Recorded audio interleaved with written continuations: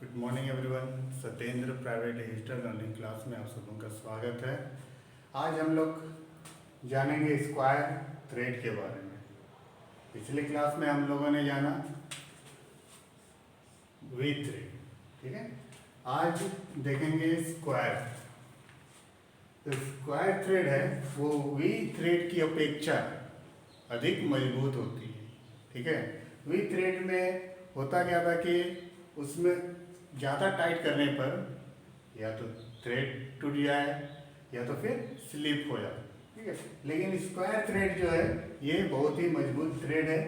इसकी बनावट स्क्वायर के जैसा होती है, ठीक है, इस तरह करके स्क्वायर, ठीक है, इसीलिए इसका नाम स्क्वायर थ्रेड रखा गया। आइए अब हम लोग जानते हैं कि स्क्वायर थ्रेड किन किन प्रकार में हम लोगों को टाइप्स देखेंगे। तो पहला जो है स्क्वायर थ्रेड में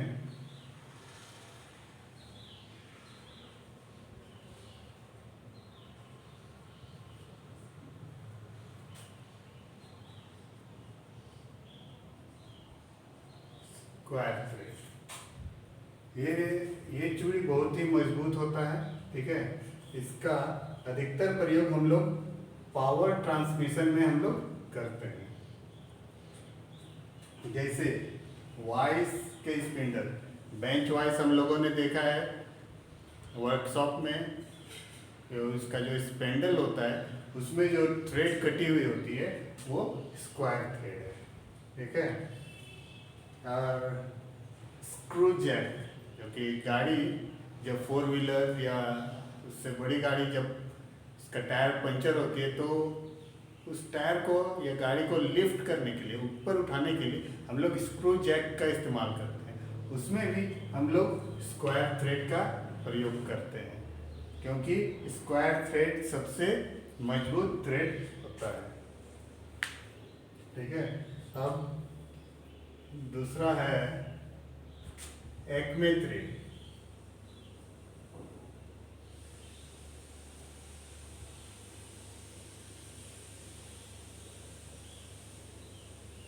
एक्मे थ्रेड ये भी चूड़ी बहुत मजबूत होता है, जिसका अधिकतर हम लोग प्रयोग पावर ट्रांसमिशन में ही करते हैं।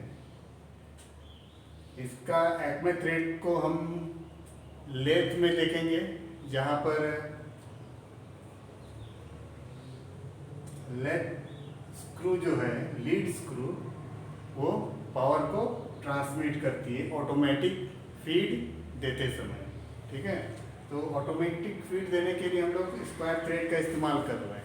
अगर उसमें वी थ्रेड होता तो सपोज हम लेथ में काम कर रहे हैं ऑटोमेटिक फीड और कहीं पर मेरा मेटल अधिक कट गया या तो फिर, तो वैसे में क्या होता है वो वी थ्रेड हम लोग का टूट जाता। लेकिन यहाँ एक्मे थ्रेड होने के चलते ये जल्दी टूटता नहीं है। अब एक्मे थ्रेड किस टाइप का होता है ये हम लोग देखेंगे। तो इसका जो एंगल बनेगा वो 29 डिग्री का होगा। ये हल्का सा जो ये है, पूरा नहीं, हल्का सा ये टेपर होगा, ठीक है। और इसका जो एंगल होगा वो होगा 29 डिग्री, ठीक है। ये होगा हमारा एक्मे थ्रेड। अब तीसरा देखेंगे हम लोग बटरेस थ्रेड।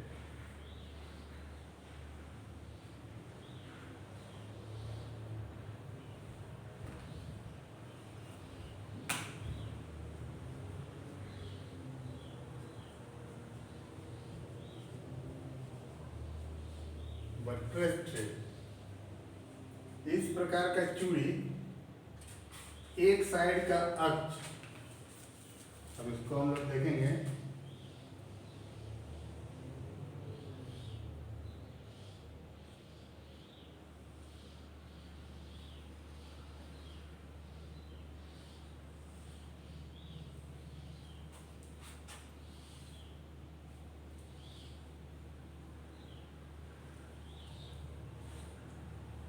ठीक है।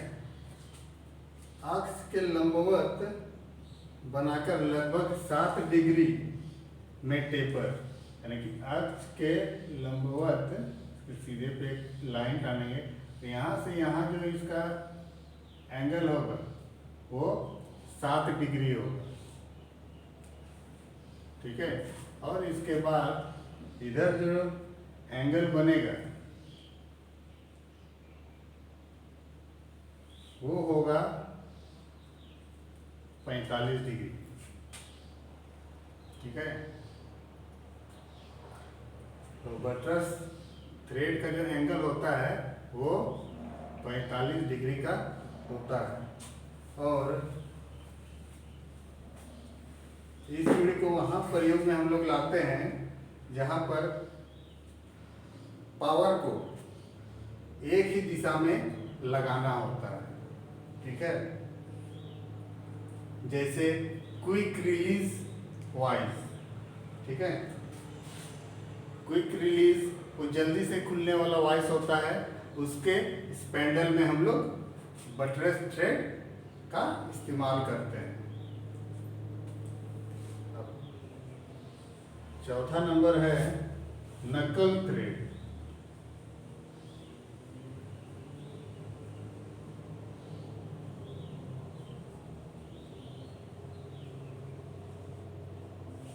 नकल थ्रेड,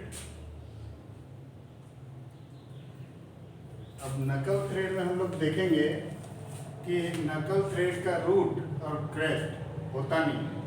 अब हम लोग पिछले क्लास में हम लोग जाना था कि रूट और क्रेस्ट किसको बोलते हैं। थ्रेड का अंदरूनी भाग होता है रूट और ऊपर का जो होता है पॉइंट वो क्रेस्ट कहलाता है, ठीक है। तो अब इसमें क्या है कि नकल थ्रेड में हम लोग का रूट भी नहीं होता है ना क्रेस्ट होता है। तो ये किस तरह होता है,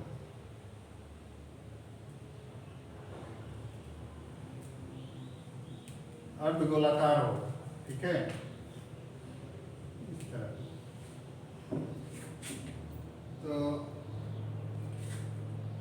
और इन चूड़ियों का अधिकतर प्रयोग हम लोग रफ कार्य के लिए करते हैं।